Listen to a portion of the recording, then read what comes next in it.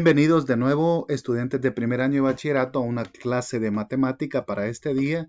Continuamos estudiando la unidad 7, donde estamos hablando de vectores, y en esta ocasión nos corresponde estudiar la proyección ortogonal. Soy el profesor Jason Figueroa y sean bienvenidos a esta clase de vectores. Como pueden observar, estas proyecciones son muy importantes, como lo pueden ser en la construcción de puentes, como lo muestra esta imagen. La clase 2.1, titulada Proyección ortogonal, nos invita a pensar en la siguiente situación inicial, en la cual dice que para cada uno de los triángulos vamos a determinar el punto donde se interceptan la altura del vértice B a la base AC. Para el primer triángulo ABC que se nos presenta, este segundo triángulo casi oblicuo ángulo ABC, y este tercer triángulo que casi podríamos decir que es un triángulo rectángulo, pues se nos indica en este caso el ángulo recto aquí. Entonces, si pensamos un poquito en términos de altura, desde el vértice B hasta la base AC, vamos a trazar la altura de cada triángulo y la vamos a localizar en el punto de intercepción. Para este triángulo observemos que el vértice B está ubicado aquí arriba. Entonces la altura tiene que interceptar a la base AB formando un ángulo de 90 grados. Y entonces este punto donde intercepta le vamos a llamar ese punto H. Y este nuevo segmento AB es perpendicular a la base, es decir, mide 90 grados o es ortogonal.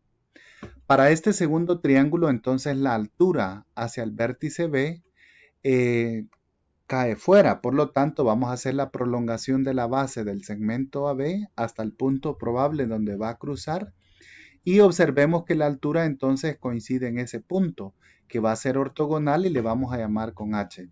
Por lo tanto, este segmento BH tiene que ser ortogonal o perpendicular a la base AC, lo cual quiere decir que en la intercepción forma 90 grados.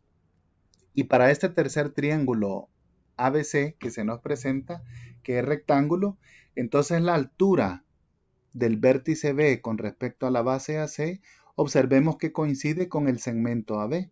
Y podemos decir que el punto A coincide con este punto H que nosotros estamos buscando porque ya forma un ángulo de 90 grados, es decir, es ortogonal o perpendicular al segmento AC.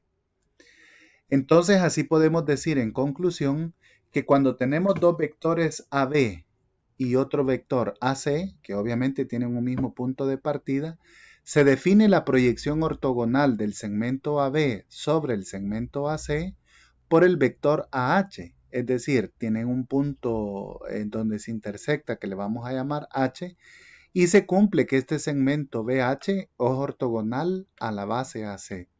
Entonces, lo que nosotros tenemos que buscar es que vamos a ubicar alturas y que siempre va a ser ortogonal a la base sobre el vector que nos están diciendo. De tal manera que en este caso se ha trazado la proyección ortogonal desde el vértice B sobre el vértice AC. En este caso se ha trazado también la proyección ortogonal desde el vértice AB sobre el vértice AC, que coincide en este punto H. Y en el tercer caso trazamos la proyección ortogonal desde el punto B hacia el vértice AC y vean ustedes que se ha hecho ortogonal. Siguiendo entonces con nuestra clase, veamos un ejemplo en los cuales se nos pide determinar la proyección ortogonal de U sobre el vector V para cada uno de los siguientes casos. En este caso tenemos el vector U y tenemos el vector V. Entonces nos están pidiendo la proyección ortogonal de U sobre V. Quiere decir entonces que la altura va a caer perpendicularmente al vector V. Entonces se ha trazado este segmento en color rojo punteado y veamos que cuando coincide con el vector V forma un ángulo de 90 grados.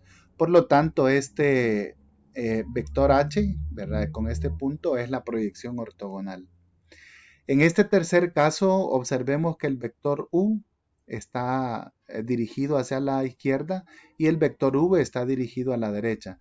Entonces, la proyección ortogonal de U sobre V, tenemos que proyectar V para trazar la altura y que corte en un punto perpendicular o ortogonalmente a este vector. Y este segmento que vamos a marcar con esta línea punteada en color rojo es entonces la proyección ortogonal. Ahora en el tercer caso, el vector u y el vector v son ortogonales. Entonces, si me piden la proyección ortogonal de este vector u sobre este vector v, resulta que la proyección ortogonal coincide con el vector u, puesto que ya eran ortogonales.